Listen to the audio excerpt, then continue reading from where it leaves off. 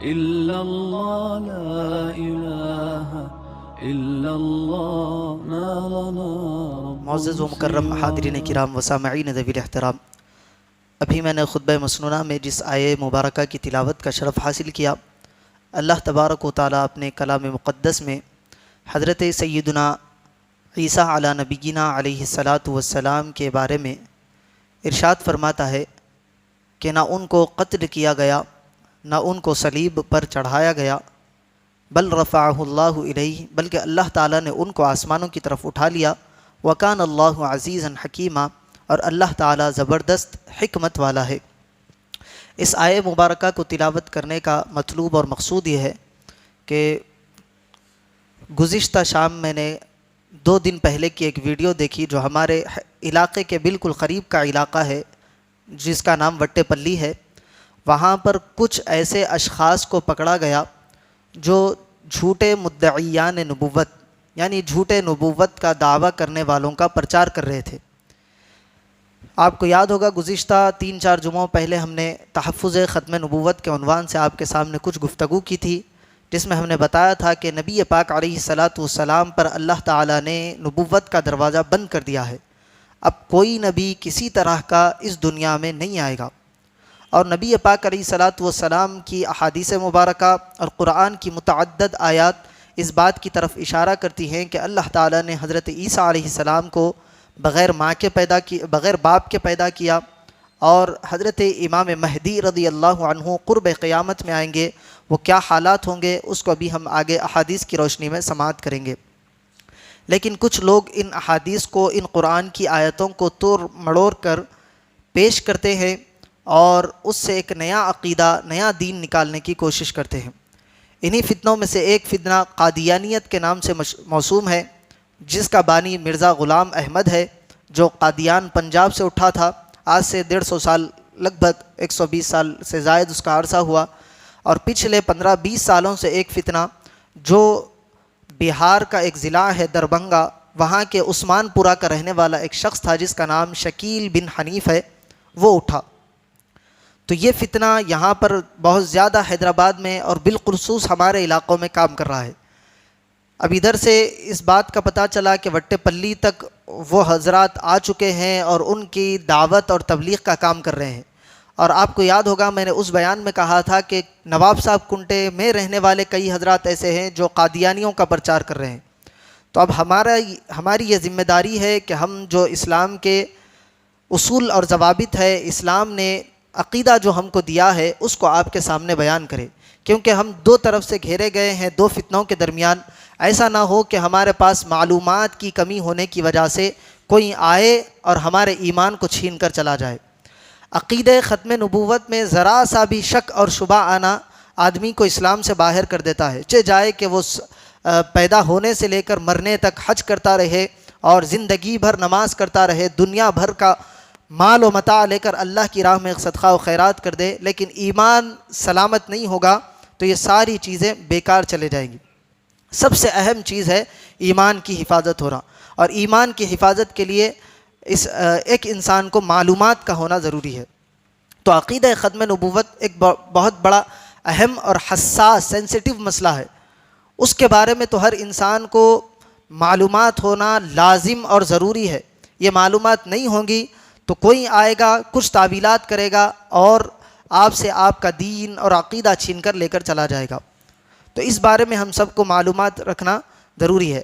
تو اب فی الوقت حالیہ جو فتنہ اٹھ رہا ہے شکیل بن حنیف کا، شکیل بن حنیف، اس کے نام ہی سے آپ کو پتہ چل رہا ہے کہ یہ عیسیٰ نہیں ہو سکتا، یہ مہدی بھی نہیں ہو سکتا، کیونکہ حضرت عیسیٰ علیہ السلام بغیر باپ کے پیدا ہوئے۔ شکیل کے باپ کا نام حنیف ہے۔ اتنا انسان کو اگر سمجھ میں آ جائے تو وہ اس فتنے کی طرف نہیں جائے گا۔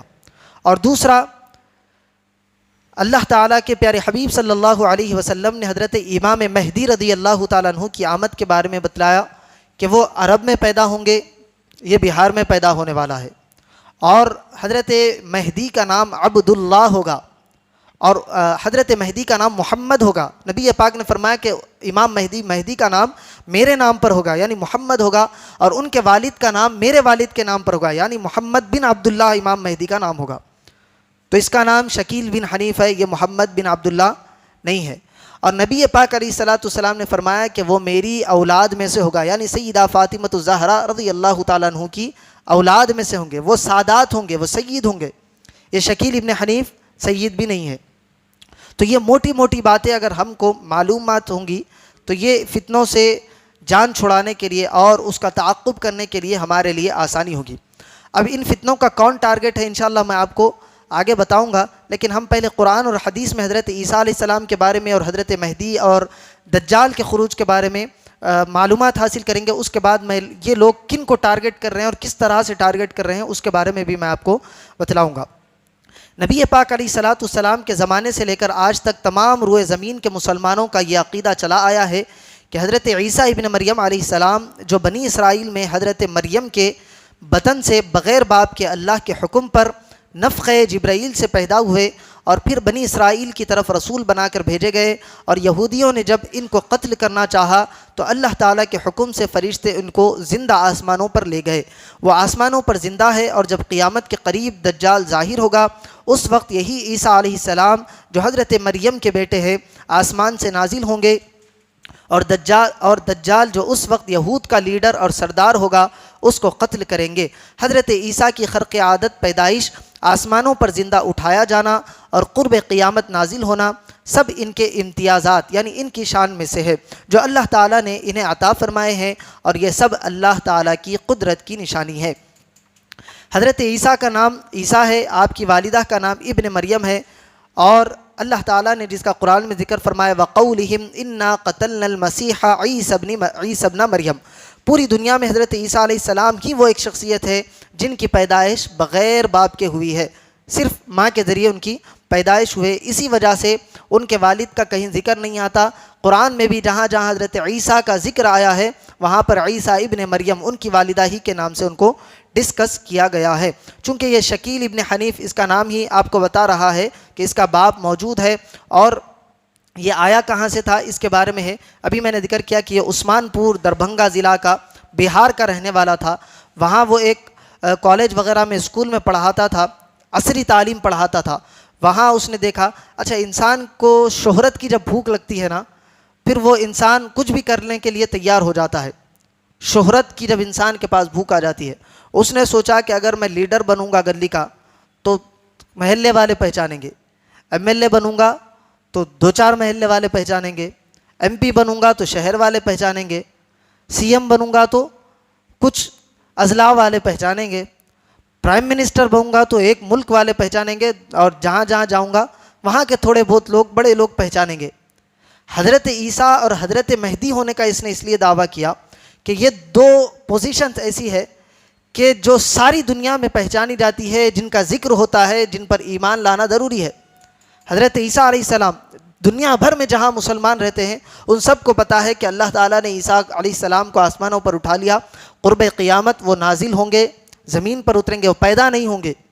یہ اچھی طرح سے آپ یاد رکھ لیں، پیدا نہیں ہوں گے بلکہ آسمان سے نازل ہوں گے۔ وہ کس طرح نازل ہوں گے؟ احادیث میں کیسی طرح ان کی پہچان کرائی گئی ہے کہ دمشق کی ایک جامع مسجد کے مینارے پر وہ اتریں گے، اور اس وقت عصر کا وقت ہوگا، اذان اور اقامت ہو چکی ہوگی، حضرت امام مہدی مصلی پر جا چکے ہوں گے، حضرت عیسیٰ علیہ السلام کا نزول ہوگا تو حضرت امام مہدی آئیں گے، ان کا ہاتھ پکڑ کر اندر لے جائیں گے، اور حضرت مہدی ان کو کہیں گے کہ آپ امامت کریں۔ حضرت مہدی سے کہیں گے کہ نہیں وہ آپ امامت کریں، اور حضرت عیسیٰ حضرت مہدی کی قیادت میں نماز عصر ادا کریں گے۔ یہ ایک نماز ہوگی جو حضرت مہدی کے پیچھے پڑھیں گے، باقی نمازیں حضرت عیسیٰ علیہ السلام پڑھائیں گے۔ تو یہ جو ہوتا ہے شہرت کی بھوک، اس نے دیکھا کہ یہ جو پوزیشنز ایسی ہے اگر میں اس کا دعویٰ کروں گا تو ساری دنیا میں پہچانا جاؤں گا، تو اس نے وہاں پر کے نوجوانوں کو، اور بالخصوص نوجوانوں کو تو آج تعلیم حاصل کرنا، علم دین کی معلومات حاصل کرنا لازم، ضروری اور اہم ہے، کیونکہ سب کا ٹارگٹ نوجوان ہے۔ نوجوان ان کے ہاتھ لگ جاتے ہیں تو آگے مستقبل میں ان کو کام کرنے میں بڑی آسانی ہوتی ہے۔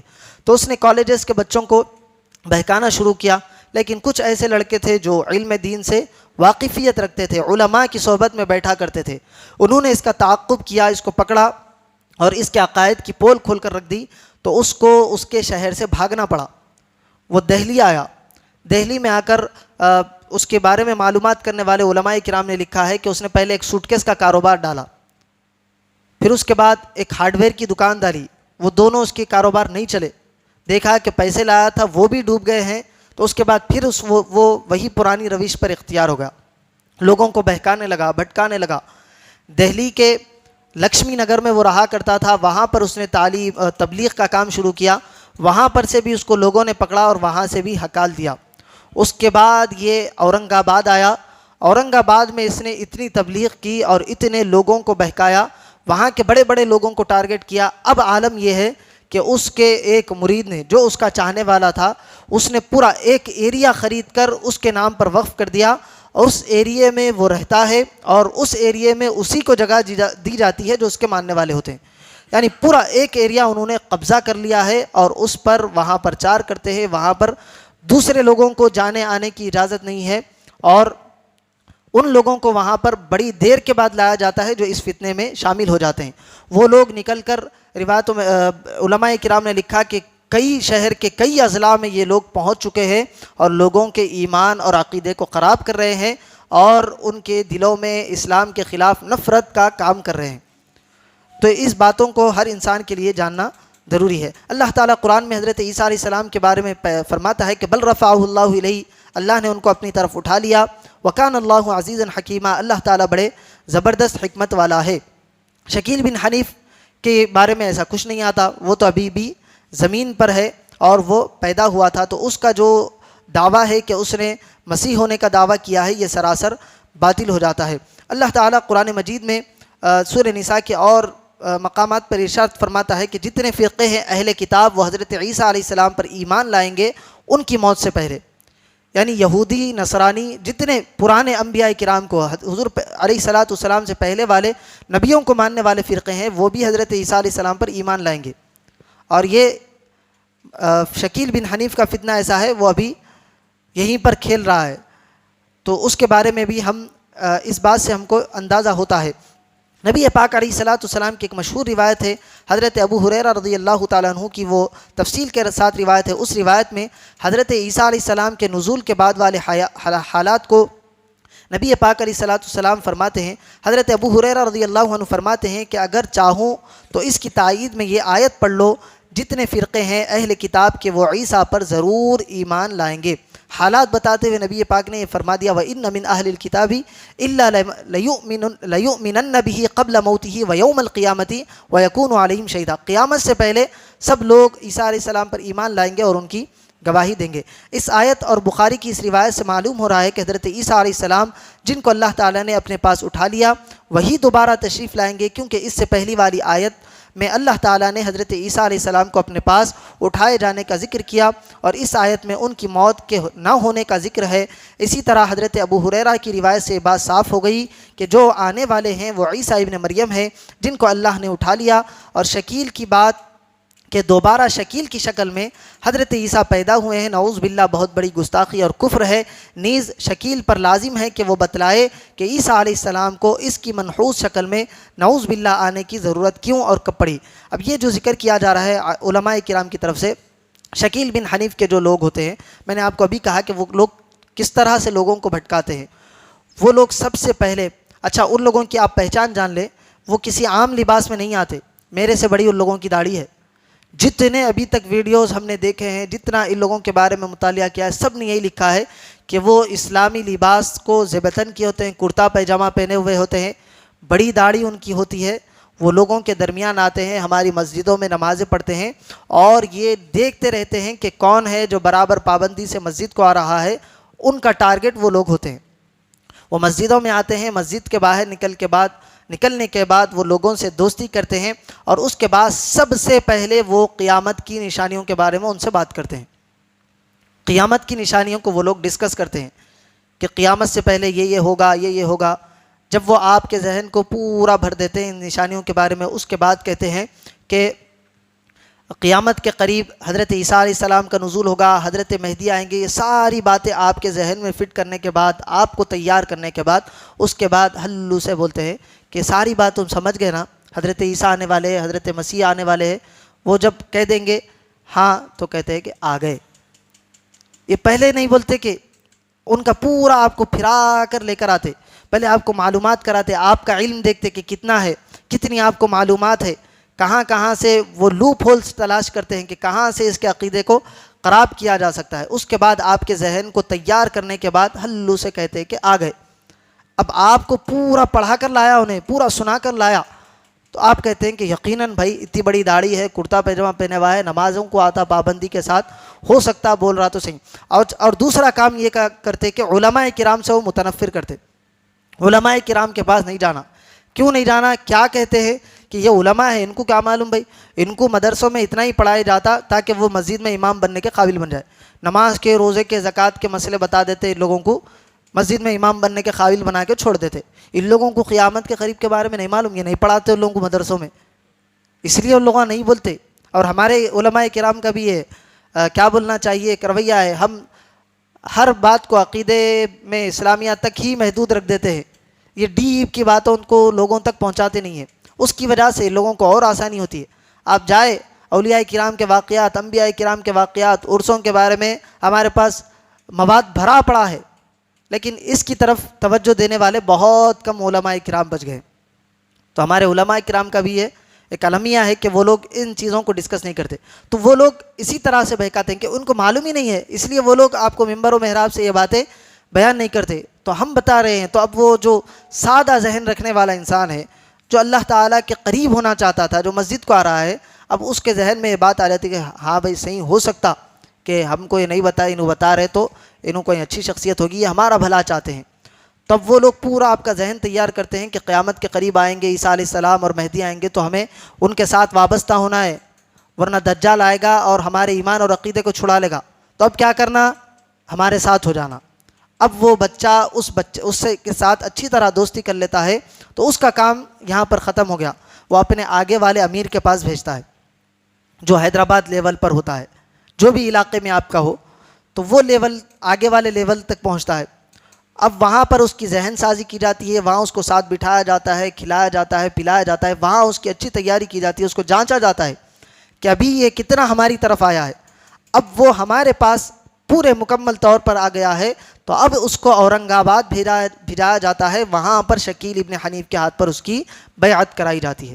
یہ اتنا منظم انداز سے یہ لوگ کام کر رہے ہیں. ہمارے علاقوں سے آتے ہیں اور ہمارے علاقے کے بچوں کو ان کا ذہن خراب کرتے ہیں, ان کے ساتھ رہتے ہیں, ان کا پورا عقیدہ برباد کرنے کے بعد آگے بھیجایا جاتا ہے. پھر اس کے بعد اورنگ آباد بھیجا کر ان کے عقیدے اور ایمان کو پورا مکمل تباہ و تاراج کر دیا جاتا ہے. تو یہ چیزیں ہم کو سمجھنے کی ضرورت ہے. حضرت مہدی کے بارے میں ہم مختصر ان کا تعارف سماعت کریں گے, کیونکہ وقت میں اتنی گنجائش نہیں ہے کہ میں پوری احادیث کو آپ کے سامنے ذکر کروں.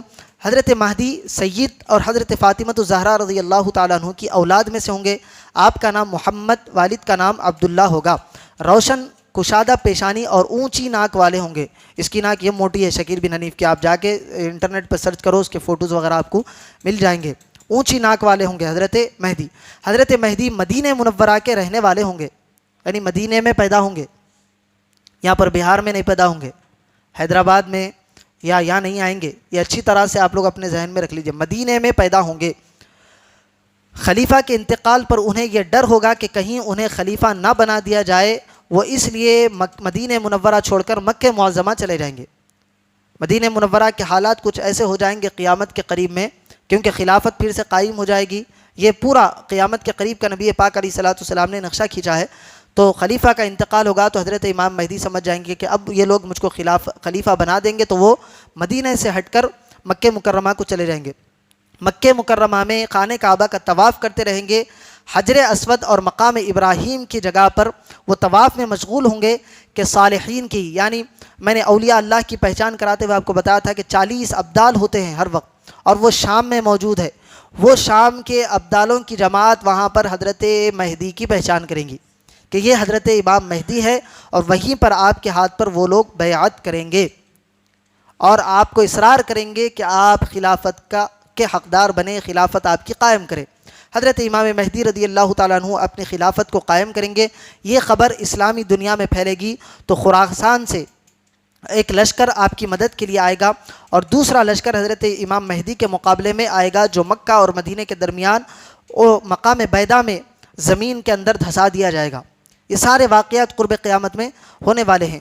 یہ حال سن کر عیسائی بھی چاروں طرف سے فوجوں کو لے کر حضرت مہدی کے مقابلے کے لیے کثیر تعداد میں جمع ہوں گے اور حضرت مہدی کے ساتھ خون ریز جنگ ہوگی اور آخر میں امام مہدی کو فتح مبین حاصل ہوگی اور آپ زمین کو عدل و انصاف سے اس طرح بھر دیں گے جس طرح آپ کے ظہور سے پہلے زمین ظلم اور جور سے بھری ہوئی تھی. یعنی جس طرح اب زمین پر ظلم اور ہر طرف بربریت ہو رہی ہے, ہر طرف پاور والا نیچے والے کو مار رہا ہے, ظلم کر رہا ہے, اس کا استحصال کر رہا ہے. یہ آپ دیکھ رہے جب حضرت مہدی آئیں گے تو یہ سارے معاملات بدل جائیں گے اور آپ 7 سال تک حکومت کریں گے. اور جب دجال کا ظہور ہوگا حضرت عیسیٰ علیہ السلام اس کو قتل کرنے کے لیے آسمان سے نازل ہوں گے تو حضرت عیسیٰ علیہ السلام اور حضرت مہدی علیہ الرضوان کی اقتداء میں نماز ادا فرمائیں گے. جب آپ کی وفات ہوگی تو لوگ آپ کی نماز جنازہ پڑھیں گے. 40 سال کی عمر میں حضرت امام مہدی رضی اللہ تعالیٰ عنہ خلافت کا اعلان کریں گے. 7 سال تک حکومت کریں گے. کتنے سال؟ 7 سال تک. یہ بات اچھی طرح معلوم ہو رہا, 7 سال تک حکومت کریں گے اور 7ویں سال کے بعد بعض روایت کے مطابق 7ویں سال آپ کا انتقال ہوگا یا 8ویں سال یا 9ویں سال. 47 سے لے کر 49 سال تک کی آپ کی عمر بتائی گئی ہے اور وہ 2 سال جو رہیں گے حضرت عیسیٰ کی نیابت میں رہیں گے, اس کے بعد آپ کا انتقال ہو جائے گا. اب غور کریں آپ, شکیل بن حنیف کے فتنے کو اٹھے ہوئے تقریباً 20 سال کے قریب ہو گئے. تو یہ بات بھی, یہ سراسر اس کا دعویٰ بھی باطل ہو گیا, یہ جھوٹ اس کا سامنے آ گیا. اگر مسیح ہوتا تو 7 سال کے اندر خلافت ختم ہو جانی چاہیے تھی, 9 سال میں انتقال بھی ہو جانا چاہیے تھا. 19 سال سے زیادہ کا عرصہ ہو رہا ہے, غالباً 20 سال کے قریب. تو اس بات سے بھی اس کا پتہ چلتا ہے کہ یہ کوئی مسیح بھی نہیں ہے. مسیح مدینے میں پیدا ہوں گے, وہیں سے خلافت قائم ہوگی, 7 سال تک خلافت کریں گے اور ظلم کو ختم کر دیں گے. اور ہم دیکھ رہے ہیں اس کے دور کے بعد سے ظلم بڑھتا جا رہا ہے. ظلم ختم ہو رہا, بڑھ رہا نا. تو یہ بھی اس بات کی گواہی ہے کہ یہ جھوٹا ہے. اور حضرت عیسیٰ ہونے کا اس نے دعویٰ کیا, وہ بھی دعویٰ اس کا سراسر باطل ہے, کیونکہ حضرت عیسیٰ پیدا نہیں ہوں گے اور ان کا باپ نہیں ہے. یہ بھی 2 باتوں سے اس کا یہ دعویٰ بھی سراسر باطل ہو جاتا ہے. اور دجال کا بھی ہم مختصر تعارف یہاں پر آپ کے سامنے ذکر کریں گے, اس کے بعد میں آخری باتیں کر کے اپنی گفتگو ختم کروں گا. اسلامی تعلیمات اور احادیث کی روشنی میں دجال ایک شخص سے متعین کا نام ہے. یہ اچھا یاد رکھے کہ انسانی شکل میں دجال آئے گا جس کا نبی پاک علیہ الصلوۃ والسلام نے ذکر کیا ہے, جس کی فتنوں سے تمام انبیاء کرام علیہم السلام اپنی امتوں کو ڈراتے آئے ہیں. صرف نبی پاک نے نہیں ڈرایا بلکہ پچھلی امتوں کے انبیاء کرام نے بھی اس کو اپنی امتوں کو ڈرایا ہے. گویا دجال ایک ایسا خطرناک فتنہ پرور ہوگا جس کی خوفناک خدا دشمنی پر تمام انبیاء علیہم السلام کا اجماع ہے. یعنی اتنا فتنہ پھیلانے والا ہوگا کہ سب انبیاء کرام اس بات پر متفق ہے کہ یہ فتنہ پھیلائے گا, اور اس کے فتنے سے بچانے کے لیے ہر دور میں نبی پاک علیہ الصلوۃ والسلام ہو یا دیگر انبیاء ہو, انہوں نے کام کیا ہے. وہ عراق اور شام کے درمیانی راستے سے نکلے گا. کہاں سے نکلے گا؟ عراق اور دمشق, شام جو سیریا ہے ان دونوں کے راستوں کے درمیان سے نکلے گا. تمام دنیا کو فتنہ اور فساد میں مبتلا کر دے گا. خدائی کا دعویٰ کرے گا, ایک آنکھ کی بینائی سے محروم ہوگا. مکہ اور مدینے جانے کا ارادہ کرے گا. حرمین کی حفاظت, مکہ مدینے کے باہر فرشتوں کو اللہ تعالیٰ نے حفاظت پر مامور کیا ہے, وہ فرشتے اس کا منہ موڑ دیں گے, وہ مکہ اور مدینے کے اندر داخل نہیں ہو سکے گا. اس کے متبعین زیادہ تر یہودی ہوں گے. 70,000 یہودیوں کی جماعت اس کی فوج میں شامل ہوگی. مقام لد پر, یہ لد جو ہے اب فی الوقت اسرائیل کا جو ایئر بیس ہے نا, وہ مقام لد ہے. وہاں پر حضرت عیسیٰ علیہ السلام کے ہاتھوں یہ مارا جائے گا, اور حضرت عیسیٰ علیہ السلام ہی کے تلوار سے, انہی کے جو حربہ ہوگا, جو استعمال جنگی تلوار ہوگی, اس سے حضرت عیسیٰ علیہ السلام اس کو قتل کریں گے. یعنی تلوار بھی حضرت عیسیٰ علیہ السلام کی ہوگی اور ہاتھ بھی حضرت عیسیٰ علیہ السلام کا ہوگا. اب وہ تلوار ہوگی یا کیا ہوگی, حربے کا لفظ آیا ہے, تو اس وقت کا جو بھی پاورفل چیز ہوگی اس سے حضرت عیسیٰ علیہ السلام اس کو قتل کریں گے. تو یہ دجال کا مختصر تعارف ہے. اب میں نے آپ کو یہ بات کیوں بتائی, اب یہ لوگ جو آتے ہیں, شکیل بن حنیف نے کیا کیا, دجال کے بارے میں نبی پاک علیہ الصلوۃ والسلام نے بتلایا کہ دجال کے ماتھے پر کافر لکھا ہوگا. صاف الفاظ میں کاف الف فے رے, کافر یہ دجال کے ماتھے پر لکھا ہوگا, اور وہ ایک آنکھ سے کانا ہوگا, اس کی ایک آنکھ نہیں ہوگی, پھٹی ہوئی ہوگی, آنکھ کا حصہ ابھرا ہوا ہوگا. دیگر روایتوں میں اور اس کی تفصیل کے ساتھ ذکر آیا ہے. تو اب اس نے کیا کیا, شکیل بن حنیف نے, اس نے کہا کہ امریکہ اور فرانس یہ دجال ہے. امریکہ اور فرانس کیا ہے؟ دجال ہے۔ اب لوگوں نے اس کے سامنے یہ احادیث رکھی اور بتایا کہ دجال تو ایک شخص ہوگا، وہ عراق اور شام کے درمیان سے نکلے گا، اور اس کی پہچان پوری بتائی تو اس نے کہا کہ نہیں، نبی پاک نے یہ تو کہا نا کہ کافر اس پر لکھا ہوگا۔ تو امریکہ اور فرانس کو جب آپ ملاتے ہیں تو اس نے تعویل کی، سو آپ دیکھیں اس کا دماغ کس طرح سے کام کرتا ہے۔ امریکہ کا کاف الف لیا آخر کا، فرانس کا فیرے لیا پہلے کا، دونوں کو ملا امریکہ فرانس لکھا تو کیا بن گیا؟ کافر۔ امریکہ کا امری ہٹا دیا، کا لے لیا، فرانس کا فر لے لیا، الف نون سین ہٹا دیا، ہٹا کے کیا کر دیا؟ کافر بیچ کا نکال کے بتلانے لگا کہ یہ امریکہ اور فرانس کیا ہے؟ دجال ہے۔ تو اس بات سے ہم کو اس کے ذہن کا اندازہ ہوتا ہے۔ اس نے چل خیر یہ بات بتا دی، اس کے بعد اس کے متبعین بھی یہ پھیلانے لگے اور نبی پاک علیہ الصلاۃ والسلام کی روایتوں کا یہ لوگ انکار کرنے لگے۔ تو اب ہمارے معاملات کیا ہونے چاہیے؟ ہم کو ان ساری چیزوں کا پتہ ہونا چاہیے، کیونکہ اب میں آپ کو کھول کر اس لیے بول رہا ہوں کہ یہ فتنہ ہمارے قریب کے علاقوں تک پھیل گیا، وٹے پلی تک آ گیا بولے تو ہمارے گھروں تک آنے کے لیے دیر نہیں لگتی اس کو، اور شاید کتنے ہوں گے جو اس فتنے میں مبتلا بھی ہو گئے ہوں گے۔ تو اگر آپ تک کوئی ایسا شخص آئے جو یہ دعویٰ کرے، سب سے پہلے آپ اس کو دیکھ لینا کہ وہ علماء کرام سے آپ کو دور کرے گا اور کیا کرے گا؟ قیامت کی نشانیوں کے بارے میں آپ سے پتہ چلے گا۔ یہ لوگ آتے ہیں اور آ کر پہلے آپ کو دوست بناتے ہیں، ان کے بارے میں پورا ریسرچ کر کے، جو بچے گمراہ ہو گئے تھے ان کو پکڑ کے لانے والے علماء کرام نے ریسرچ کر کے ان کے بارے میں لکھا ہے۔ پہلے یہ لوگ مسجدوں میں آتے ہیں، مسجدوں کی جانچ کرتے ہیں کہ کون پابندی کے ساتھ نماز کو آ رہا ہے، اس پر غور و فکر کرتے ہیں، اور اس کے بعد مسجد سے نکل کے باہر ٹھہر جاتے ہیں۔ یہ کام مسجد میں وہ لوگ نہیں کرتے، مسجد کے اندر نہیں کرتے، مسجد کے باہر نکل جاتے اور مسجد سے نکلنے والے بچوں کے ساتھ سلام علیکم کرتے پہلے۔ جس طرح ہمارے پاس دوستی بڑھانا ہے تو سلام علیکم ہوتی، اس کے بعد کچھ بات چیت ہوتی، نکلتے نکلتے گہرے دوست بن جاتے۔ ہوتا نا یہ دوستی کا ایک معیار ہے، تو وہ لوگ بھی ویسے کرتے، پہلے سلام دعا ہوتی، اس کے بعد آپ کے ساتھ دوستی ہوتی، اس کے بعد آپ کو کھلاتے پلاتے، پہلے چائے پلاتے، اس کے بعد کھانا کھلاتے، جو آپ مانگے وہ آپ کی خواہشوں کو پورا کرتے، یہ پوری ان لوگوں کی پلاننگ ہے۔ اس کے بعد کھاتے کھاتے یہ باتیں چھیڑتے قیامت کی نشانیوں کے بارے میں کہ قرآن میں ایسا آیا نہیں، حدیث میں ایسا آیا نہیں، یہ بھی آیا، یہ بھی آیا، بولتے بولتے آپ کا ذہن جو ہے پورا تیار کر دیتے، پوری قیامت کی نشانیاں آپ کے ذہن میں ڈال دیتے جو ابھی ہم نے سنی۔ اس کے بعد وہ آپ کو بولتے، جس طرح ابھی میں نے ذکر کیا کہ حضرت امام مہدی آنے والے ہیں نا، حضرت عیسیٰ علیہ السلام آنے والے ہیں نا، تو آپ بولتے ہو آنے والے ہیں، آئے تو کیا کرنا ہے؟ ان کے ساتھ ہو جانا ہے۔ ان کے ساتھ نہیں بھی تو دو ہی راستے ہیں، یا تو حضرت امام مہدی اور عیسیٰ کے ساتھ ہونا ہے، یا نہیں تو پھر دجال کا راستہ بچے ہوا ہے، دجال کے ساتھ چلے جانا ہے۔ اور دجال بھی آئیں گا تو اس کے بھی ابھی تفصیلات ہیں، انشاءاللہ میں آگے جمعوں میں آپ کو اس کے سامنے کی تفصیلات رکھوں گا۔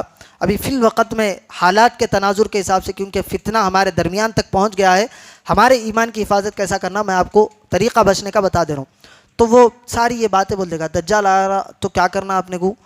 حضرت عیسیٰ اور حضرت امام مہدی کے ساتھ ہو جانا ہے۔ تو اب عیسیٰ علیہ السلام مہدی آنے کے پورے حالات واقف ہو گئے نا اپن، ایسا ہوا تو آئیں گے پورے آپ کے سامنے حالات کو بنا دیں گے، وہ لوگ بنا کر بتائیں گے کہ آ گئے ہے، میں دیکھا ان کو۔ اب آپ کے اندر تشویش آ جاتی، کیونکہ آپ کے پاس علم نہیں ہے، عیسیٰ علیہ السلام کی نہ پہچان ہے آپ کو، نہ امام مہدی کی پہچان ہے، نہ دجال کی پہچان ہے۔ تو آپ کیا کرتے؟ ارے بھائی انہیں بول رہا، اچھا اس کی پہچان بتایا نا، پوری داڑھی والا ہوگا، کرتے پیجامے پر، سنت متبع سنت ہوگا۔ میرے سے بڑی داڑیاں ہیں ان لوگوں کو، میں دیکھا تو پریشان، اتنے بڑے بڑے داڑیاں ہیں، مچھی نہیں ہے، بعض کو مچھی ہے، لیکن کام وہ اپنا کر رہے ہیں۔ اور وہ لوگوں کو اس طرح سے تیار کر کے بھیجا جاتا ہے، آپ لاکھ دلیلیں دینے ان لوگوں کے سامنے نہیں مانیں گے، تو ہمیں پہلے سے تیار ہونا ہے۔ تو اب انہیں آپ کے سامنے ڈالتا کہ آ گئے۔ اب آپ تشویش کے ساتھ بولتے کہ کہاں ہیں، کیا کرے، بولے تو ہلو ہلو، اب ان کے پرچار کرنا شروع کرتے۔ تب آپ کو تیار کر دیتے تو آگے والے کے پاس بھیجتے، پھر وہاں سے شکیل بن حنیف کے پاس لے جا کے آپ کے ہاتھ کی بیعت کرا دیتے اور آپ کا پورا ایمان تباہ کر دیتے۔ میں نے ابتدا میں کہا کہ ایمان جو ہے سب سے اہم مسئلہ ہے، ایمان نہیں ہے تو ساری زندگی کی عبادتیں رائے گاہ ہے۔ ایمان کی حفاظت سب سے اہم ذریعہ ہے۔ ایمان ہے تو یہ ایمان جنت کا ویزا ہے۔ مثال آپ کو دوں میں، ایک شخص ہے، اس کے پاس پاسپورٹ بھی ہے، اچھے پیسے بھی ہے، امریکہ کا ٹکٹ کرا لیا، بہترین لباس پہن لیا, 10-15 گاڑیوں میں دوستوں کو ساتھ لے کے بڑا خرچہ کر کے ایئرپورٹ کو گیا, 10-15 لوگاں اس کو لائے, پھولاں بھی بنا دیے, فل پھولاں پہنے ہوا ہے, پین لے کے ایئرپورٹ پہ گیا. اس کا پاسپورٹ بھی ہے لیکن ویزا نہیں ہے. اس کو ایئرپورٹ والے اندر جانے دیتے. کیوں نہیں جانے دیتے؟ کیونکہ اس کا ویزا نہیں ہے, پاسپورٹ تو ہے, داڑھی بھی ہے, کرتا پیجامہ بھی ہے, لیکن ایمان نہیں ہے. نام مسلمانوں کا ہے لیکن اندر ایمان نہیں ہے, تو جنت میں جا سکتے؟ داڑھی نہیں بھی رہی, کرتا پیجامہ نہیں بھی رہا, ایمان ہے تو اللہ تعالیٰ کے حبیب فرماتے ہیں کہ رائے کے دانے کے برابر بھی ایمان ہوگا انسان کے پاس تو اللہ تعالیٰ اس کو آخر میں گناہوں کا حساب دینے کے بعد جنت میں داخل فرمائے گا. ایمان چلے گا. یہ عقیدہ ختم نبوت کا ایسا سینسیٹیو اور حساس مسئلہ ہے کہ ذرا برابر گڑبڑ ہو جائے تو ہمارا ایمان گیا, اس کے بعد آپ کی ساری عبادتیں بیکار ہو جائے گی. اور اس کے مقابلے میں دوسرا شخص ہے, پھٹا پرانا لباس ہے, کوئی اس کے پاس ساز و سامان نہیں ہے, ایک پوٹلی ہے. ہم جدہ میں دیکھے, ہمارے ساتھ حافظ صاحب بھی تھے عمرے سے, جب ہم واپس آ رہے تھے تو جدہ کے ایئرپورٹ پہ پاکستانی لوگاں ڈنڈا, جس طرح ہمارے دیہات کے لوگاں ہوتے نا ڈنڈا استعمال کرتے, بڑا ڈنڈا ہے, اس کے پیچھے پوٹلی لگی ہوئی ہے, جدہ سے عمرہ کر کے واپس جا رہے ہیں. تو ایسے اشخاص بھی ہے. اگر ویسا شخص ایئرپورٹ پہ آیا اور اس کے پاس ویزا ہے تو اس کو دیکھتے, وہاں پر آفیسراں دیکھ کے ٹھپا مار کے اندر چھوڑ دیتے. تو دونوں کے درمیان جو فرق ہے, اس کے پاس ویزا تھا, اس کے پاس ویزا نہیں تھا. تو ایمان والا ہوگا تو یہ جنت کی سند ہے, ایمان نہیں ہوگا تو جنت میں وہ انسان نہیں جا سکے گا. تو ہمارے لیے سب سے اہم اور ضروری کام یہ ہے کہ ہم اپنے ایمان کی حفاظت کی فکر کریں اور اپنے ایمان کو بچائے رکھیں, اپنے ایمان کو بھی بچائے, اپنے گھر والوں کے ایمان کو بھی بچانے کی حفاظت کریں. آج کل فتنوں کا ایسا پرفتن دور ہے, ہم جتنا فتنوں سے بچنا چاہے اتنا ہی ہم فتنوں کے اندر جا رہے ہیں.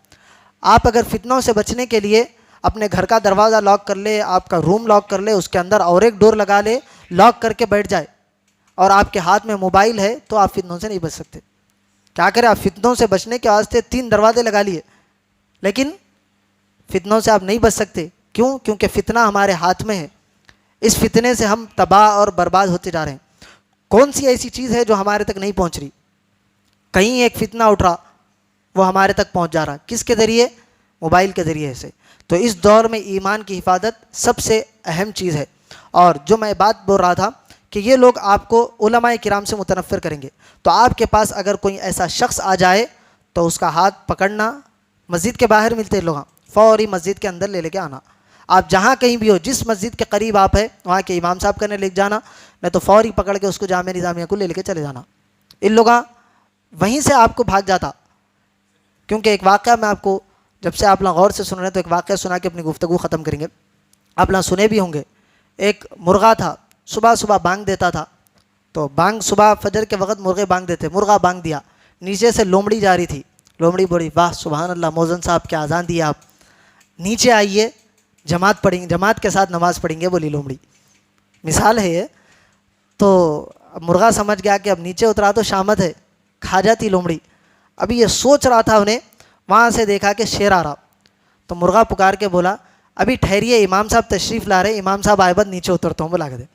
تو جیسے ہی لومڑی شیر کو دیکھی, دم دبا کے بھاگ گئی. تو مرغا پکار کے پوچھا کرتے, ارے کہاں جا رہے, نماز کا ٹائم ہو رہا, امام صاحب آ رہے ہوئے, تو میری طہارت ٹوٹ گئی, بولا کرتے. لومڑی بولی کہتے میری طہارت ٹوٹ گئی. تو ان لوگوں کی مثال ویسی ہے. آپ ان کو پکڑ کر اگر بولے کہ امام صاحب کے پاس چلو, آپ جو بات میرے کو بتا رہے امام صاحب کے سامنے بتاؤ, فوری آخری دن ہوتا, اس کے بعد نہ آپ کو محلے میں دکھتا نہ ملتا آپ سے. تو ان لوگوں سے دور رہنے کا اور اپنا پیچھا چھڑانے کا یہی ہے کہ پہلے اپنے آپ کو آپ علم سے وابستہ کریں, علم دین حاصل کریں, اور اس کے بعد بھی آپ کے پیچھے ہی آتے ہیں, آپ کو سمجھانے کی کوشش کرتے ہیں. محبت کے ساتھ, لڑائی جھگڑا نہیں کرنا. ہم دیکھ رہے ویڈیوز میں ان لوگوں کو ایسا برا ڈرا دے رہے, مار. محبت کے ساتھ ہاتھ پکڑنا, مسجد کے اندر لے کے آنا, یا بٹھا دینا, اس کے بعد ہم اور انہیں دیکھ لیں گے انشاءاللہ تعالی. آپ بس اتنا کریں, علم دین حاصل کریں, اپنے آپ کے ایمان کی حفاظت کی کوشش کریں. اللہ تعالیٰ سے ہم دعا کریں گے کہ ہمارے اور ہماری آنے والی نسلوں کے اللہ تعالیٰ ایمان کی حفاظت فرمائے اور ہم کو سچا پکا نمازی مسلمان بنا دے. وصلی اللہ تعالیٰ وسلم علی خیر خلق سیدنا محمد وعلی آلہ واصحابہ اجمعین والحمد للہ.